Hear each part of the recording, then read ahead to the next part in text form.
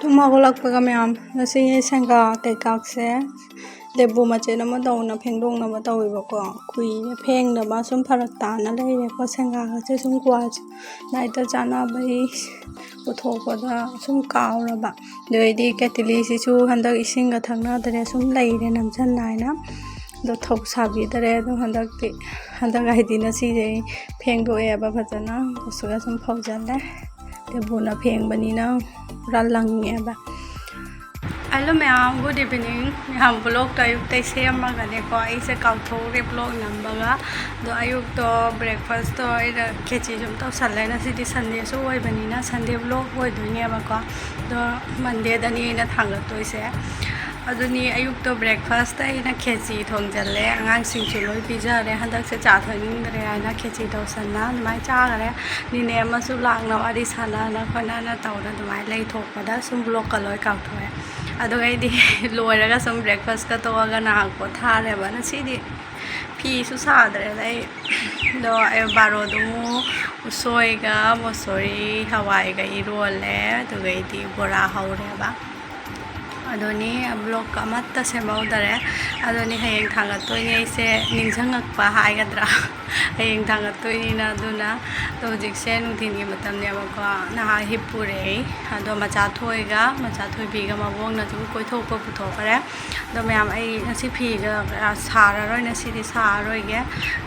फीदो मरी हेलबनेबको नसी कक्के तौरमबैनाको मंगा सूर कक्के तोइनी तरानी ना सारीदो मंगा कक्के तौबदो नसी दिन फत्ते नुमाइजिं नुमित्ता फी कक्कनु हायबा कोइनेबोना अदोना नसी सादरे सुम लैथोए नसीदी अदो नुंधिन से हुजिक सारारोय फी तुनबा लैयबा अदोदो तुरक्के कक्ना तुनबा तौरक्केबा दोनी मैम एंगिनासिको हुजिकसे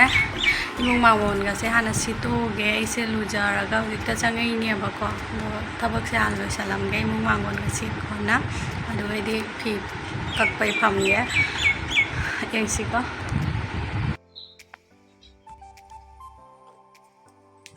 वाई से चनबा लोइरे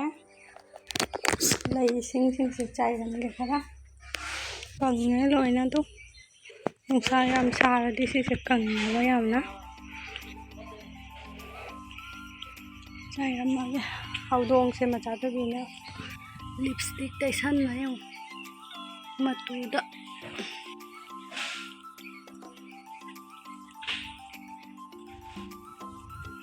सारदी कंगनिदा लैसिंगसे चाइबिरमगे अदुगै फमगे फी कप्पा सिसु लौसनबदियै ngasai ayukta phawrambani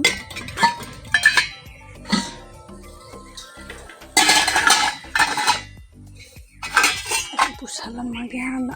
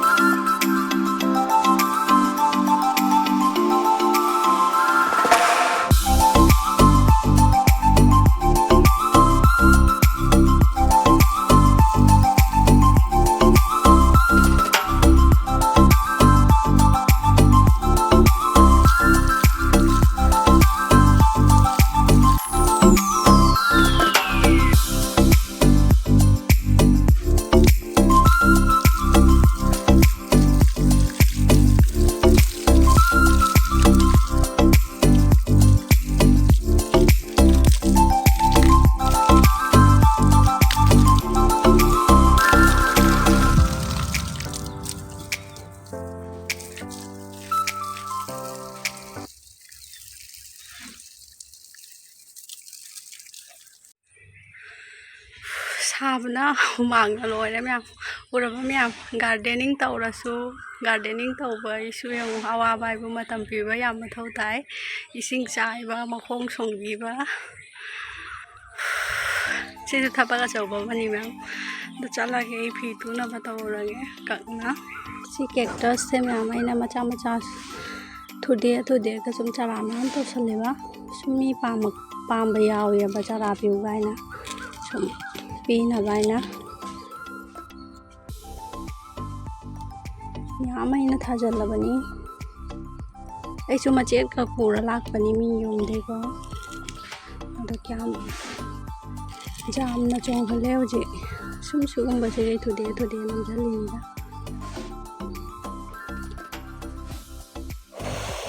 सी लैसिंगसे आदेसिसु अरुमदा थमता नुंसादा जादरे मनागसे लोय तत्ले कारपा म यावरे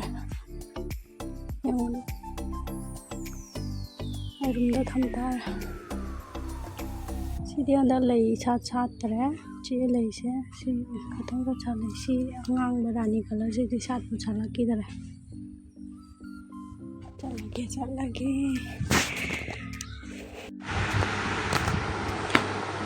नहान वाई तुगी बफी दुनी ओ मैम सिसे आइगे तुगी आई खंजबदो इसे माना मा फने का कैलोम ताई लाकपदा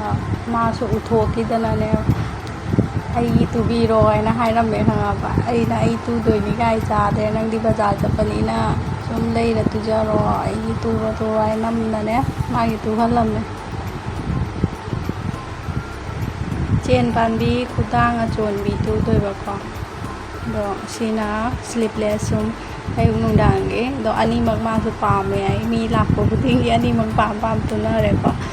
अदो आइगी गले मौदरे आई सुम कोना चला लैरनी फंगद्रा फंगोद्रा खंगदे कुइदी कुइरे सि मचुसे इसु याम पामबनेबा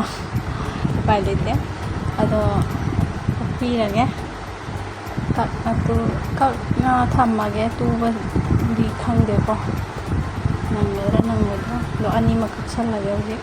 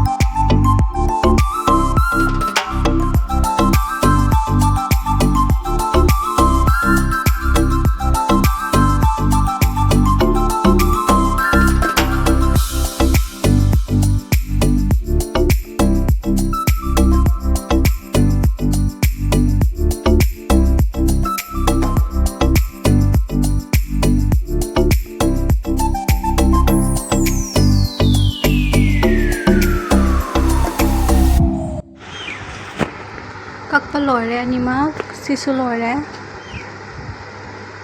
मकुट से सम्मनी सिसे मकुट खतंगा सांग बहारे बस सिसे सम्मनी खरा तो खला मागे खरा दिल्ली में फीसे ऊपर खंगेगी होय ना वोकदबा मानदे मचा थोबीगी वोकनी फ्रॉक गुमा तुबा मचा थोबीगी फ्रॉक का तुबा तल्लेदा मैम कुई हौदे को हेक्ता पिक्कियाबा मा बरंग बरंग चावखले पामुई फीसे हाफपेन तुबीगे तोइनी हाफपेन तुबदी वोकनी अनि खा एलास्टिक लेते मा खंगदे से कोना येंगा सिसे करी थोकपा सिगै सिसे तुपसन करगे तूना बतौरके ना मैम सिसुने स्लीवलेस अमकसुम ओनेबको अदो सी अमा थोएबको हेनबदुना अदो सिनी कक्पा लोइरे तुरा रोइगे सी तल्लै तरुकसु तादोरे अदुना तल्ले नसी पाइरको पाइबा हौरादि अमु खरा खतंग सुजन वाइना तौ लेरनी अदु थाबैसु मतम यौरानी अदुनी मैम इसिंग ग्लास अमा थैबा सायामना अदुनी ब्लॉग सुसिगा दम लसलगे मैम नसी ब्लॉग से नुगाइबिरदी लाइक शेयर सब्सक्राइब तबिरो अमु नेक्स्ट वीडियो दे मैम उनारसी बाय।